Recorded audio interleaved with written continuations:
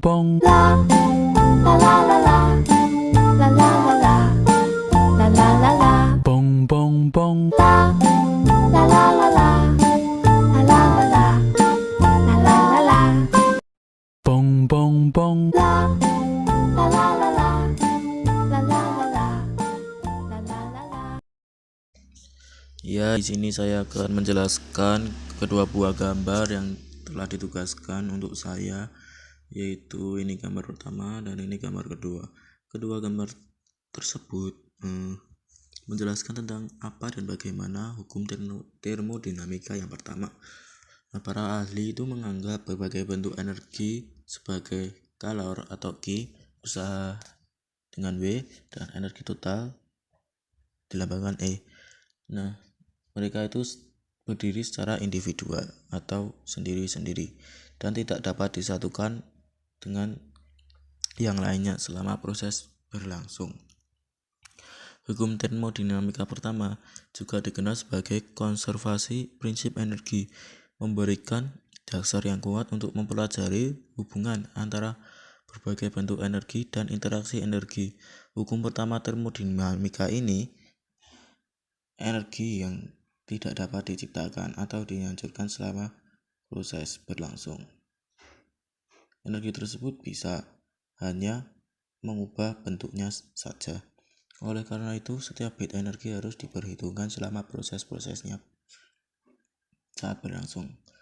Nah, dari gambar pertama ini kita tahu bahwa sebuah batu dari atas tebing ini jatuh pada ketinggian tertentu memiliki beberapa potensi energi, dan bagian dari energi potensial ini dikonversi menjadi energi kinetik saat batu ini terjatuh. Dari data eksperimen menunjukkan bahwa penurunan potensi energi sama persis dengan peningkatan energi kinetik ketika hambatan udara diabaikan. Hambatan udaranya ini diabaikan. Dengan demikian, mengkonfirmasikan konservasi prinsip energi untuk energi mekanik. Anggap saja suatu sistem yang melakukan serangkaian proses adiabatik dari keadaan yang ditentukan satu ke keadaan yang ditentukan lainnya. Nah, adanya adiabatik ini proses-proses jelas tidak dapat melibatkan transfer panas, tetapi mereka mungkin melibatkan beberapa jenis interaksi kerja pada proses tersebut. Nah, selama eksperimen ini menunjukkan bahwa untuk semua proses adiabatik diantaranya menyatakan sistem tertutup. Kerja yang sudah dilakukan telah terlepas dari sifat sistem tertutup dan rinciannya dalam proses berlangsung. Mengingat bahwa banyak cara untuk melakukan interaksi kerja dalam kondisi adiabatik ini, pernyataan tersebut tampaknya sangat kuat.